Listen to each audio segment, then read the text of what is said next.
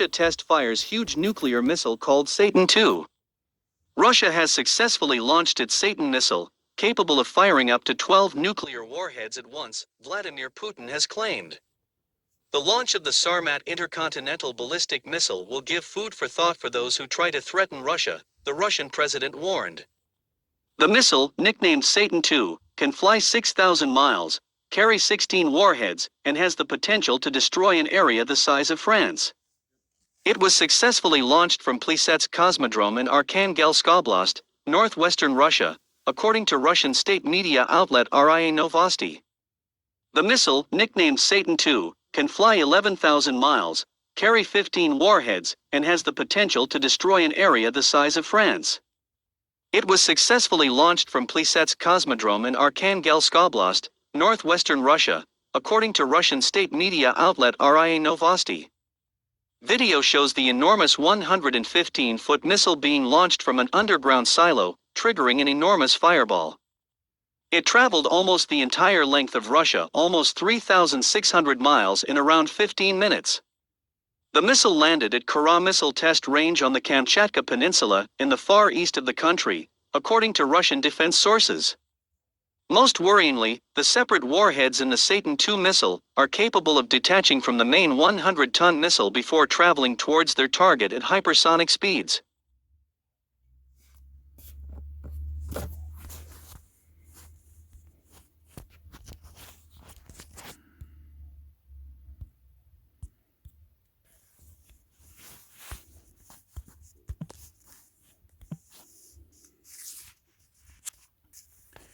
All right, shalom, shalom, shalom. First and foremost, I look to give all praise and glory and honor to Yahweh, Bahashim, Yahushai, Bahashim, Rikakadash. Double honors to the apostles and the elders from the great millstone. Shalom to the brothers and sisters in the house of David. This is the Baram Ash from the lines of the 12. Shalom. Today's date is April 21st, 2022. Fine. There you go. See? Hey man. Dude, that's big time. You know? That's daily serious. That's the news that is on the media right now, you know? Over Russia, President Putin is testing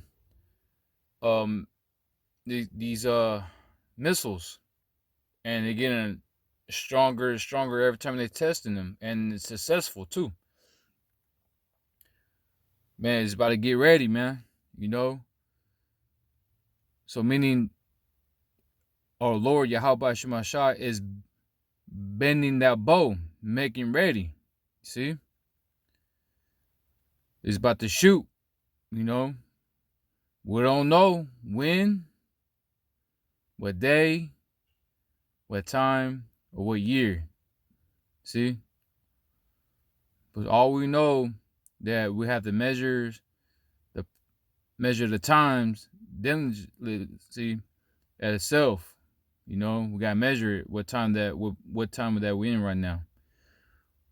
And plus, we don't know, but Yahweh knows. You know, He knows. Nobody knows. See? All we know that we have to wait on the prophecies before this big destruction come here of Babylon the Great whore. So we're in heavy times, you know. So yeah, there you go. So it says that it could hold 15 warheads, and those warheads could destroy the whole France. You know, hypersonic missiles, man, fast, quick, you know. So man, so you can imagine one of those things hit here, Babylon the Great, hit like California. It destroyed the whole California just by one of those warheads, man. You know, and it's gonna get here quick too. You know, so That's so we're watching this type of things that way we could warn the people, you know. Put hey let's get some scriptures, you know. Let's go grab some scriptures. Kind of like to start off in the Old Testament in the book of the Joel,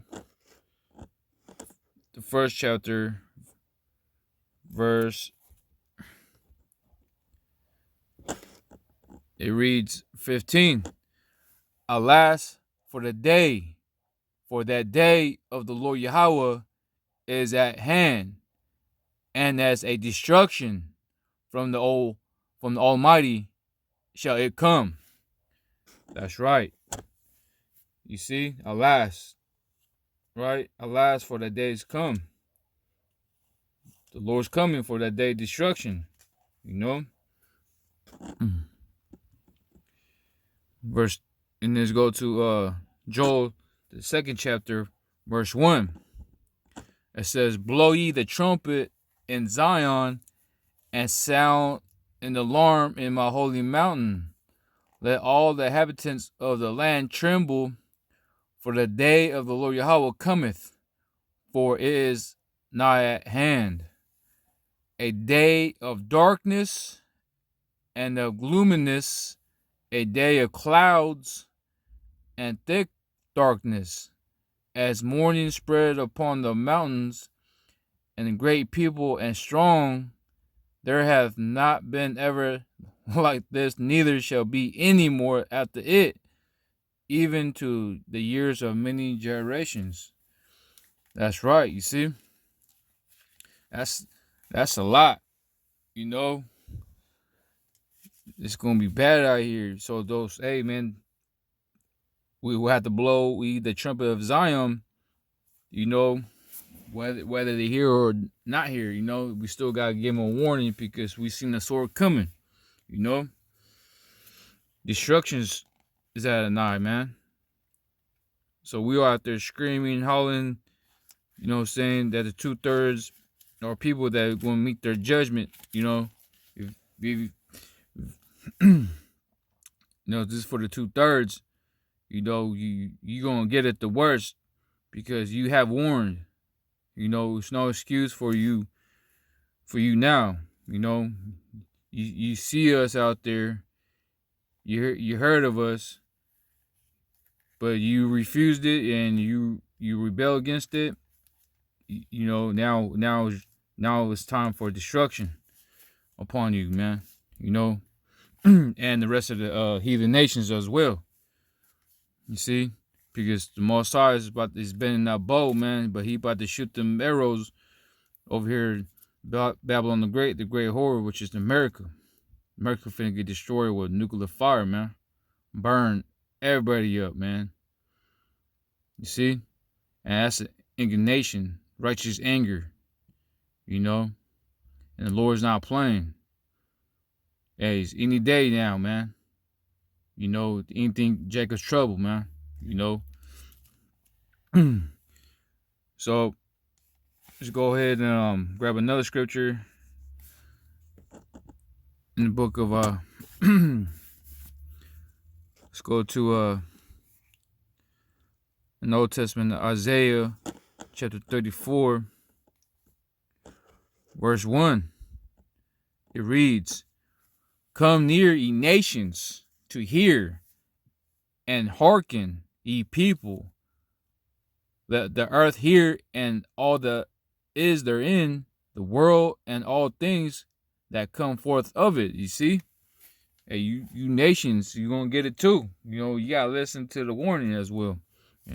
You see? It says, for the indignation of the Lord Yahweh is upon all nations. See? And his fury upon all their armies. He had utterly destroyed them. He had delivered them to the slaughter. Their slain also shall be cast out, and their stink shall come up out of their carcasses, and the mountains shall be melted with their blood. And all the hosts of heaven be dissolved and the heavens shall be rolled together as a scroll, and all their hosts shall fall down as the leaf falleth off from the vine, and a falling fig from the fig tree. For my sword shall be bathed in heaven. Behold, it shall come down upon Adumia, and all upon my people of my curse to judgment. Judgment day, man. And upon Adumia. Adumia in the NLT. And when my sword has finished its work in heaven, it will fall upon Edom, the nation I have marked for destruction. Woo. You see? The Edomites, right? Edom, Adumia, Bozrah, Edomites, man. And the nation I have marked. So the Heavenly Father marked this nation of Edomites, Caucasian, right? Red people. I have marked for destruction. Woo-wee. You can't escape out of this one. No, sir. See? It says, for my sword shall be bathed in heaven. Behold, it shall come down upon the Dumia and upon the people of my curse to judgment, man. Hey, man, you cursed. See? So for the sword, this video is about that sword, meaning talking about those ICBM missiles that they could travel far away. They could shoot from a long distance to hit their target, and they're gonna bathe in heaven, meaning space. They're gonna travel, and then that's when the warhead's gonna pop out of the heavens and gonna come down upon the lands, which is mainly here, Babylon the Great whore. It says, verse 6, the sword of the Lord Yahweh is filled with blood. Whew. It is made fat with fatness, and with the blood of lambs and goats, and with the fat of kidneys of rams. For the Lord Yahweh has sacrificed in Bozrah, and all the great slaughter in the land of Adumia. Woo-wee. Yeah, if you kill an animal, like, right, you've killed like an animal of lambs and goats with your knife, that's a whole lot of blood. So with this sword though, it's gonna be those missiles. So America is one big fat sacrifice, man. It says, and the unicorn shall come down with them, and bellocks with the bulls, and their land shall be soaked with blood, and their dust made fat with fatness. For it is the day of the Lord's Yahweh's vengeance, and the year of the recompense of the conservators of Zion. Yeah, man, for the day of the Lord's Yahweh's vengeance. It's going to be recompense. It reads, and the streams thereof shall be turned unto pinch, and the dust thereof into bright stones, and the land thereof shall become burning pinch. And it shall not be quenched, near day, the smoke thereof shall go up forever, from generations to generations. It shall lie waste, none shall pass through it forever and ever. But the garment and the burden shall possess it, the owl also and the raven shall dwell in it, and he shall scourge out upon the line of confusion and the stones of companies. It says, they shall call the nobles thereof to the kingdom, but none shall be there, and all her princes shall be nothing. And the thorn shall come up on her place, needles and brimbles, and fortress thereof, and it shall be habitants of dragons and of court of owls. The wild beasts of the desert shall also meet with the wild beasts of the islands, and their setters shall cry to his follow, and scourge owls also rest there, and find her herself a place of rest. There shall the great owl make her nest, and lay and hatch gathered under her shadows. There shall the vultures also be gathered, and every one of her mate. You see? That's meaning that this place ain't gonna be no, it's not gonna be habitant no 144. All praise to Yahweh Shemashai. You see? Man, it's gonna be a desert creatures here at Babylon the Great, man. That's only that's gonna be left here. You know, there's lizards, dragons, owls, vultures. Nobody's gonna come over here and set up shop. You know, it's destruction. It's destroyed. No life here. It's a curse. You see, it's done. It's finished. All praise to Yahweh Shemashai. So let's go to Genesis chapter 19, verse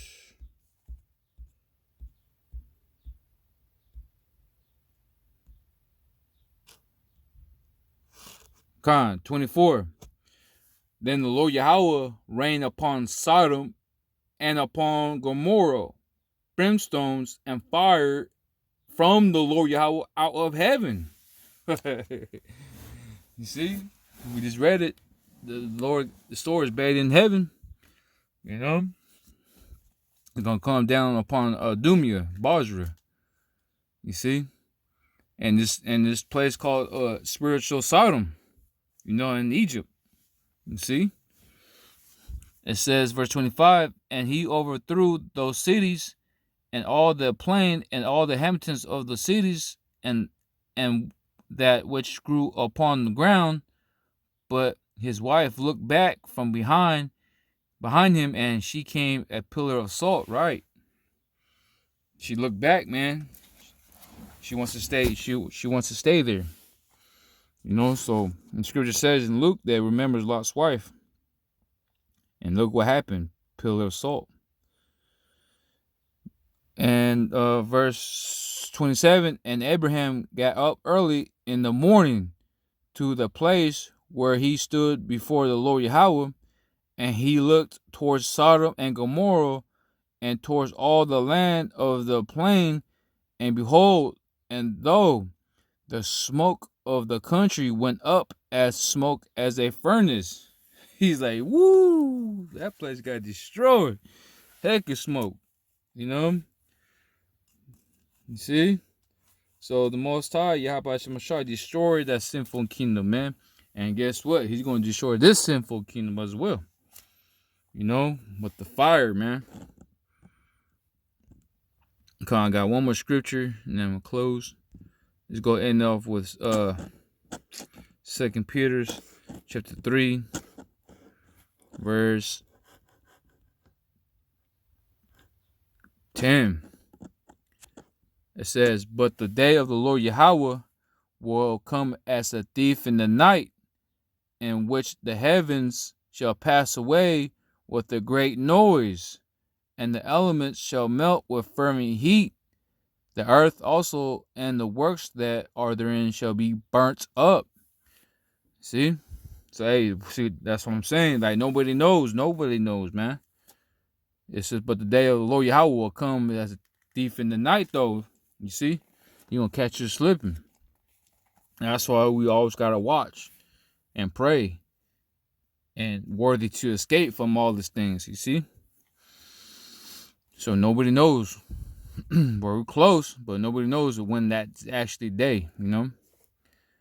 It says, seeing then that all these things shall be dissolved, what matter of persons ought ye to be in all holy conversations and godliness, looking for and hastening unto the coming of the day of the Most High, wherein the heavens being on fire shall be dissolved, and the ultimate shall melt with fervent heat.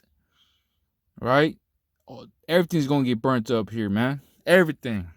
You name it. Verse 13, nevertheless, we according to his promise to look for new heavens and a new earth where dwell righteousness. Come on, let's go with the new. Let's go. That's what we want.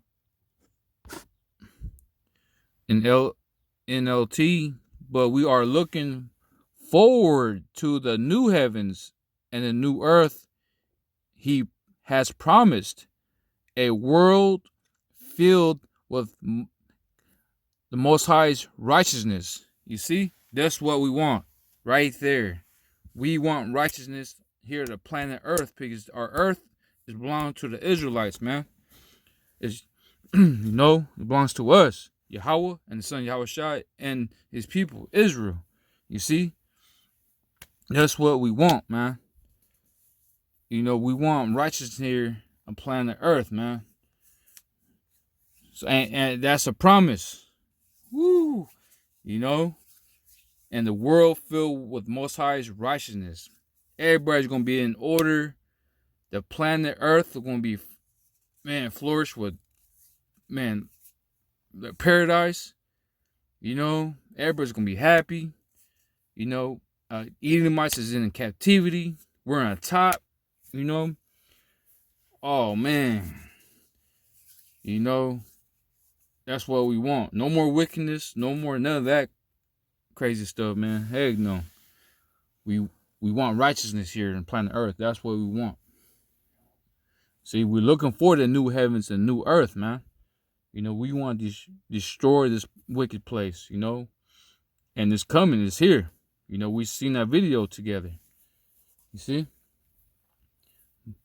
But we all know that the RFID chip has to come first. When that comes, when mandatory comes, then that's when domino effects come after that, right? So I'm going to end it there. But first and foremost, I'd like to give all praise and glory, honor to Yahweh, Ba'ashem, Yahweh Shai, Ba'ashem, Rekakadash. Double honors to the apostles and the elders from the great millstone. Shalom to the brothers and the sisters in the house of David. Until next time, Shalom.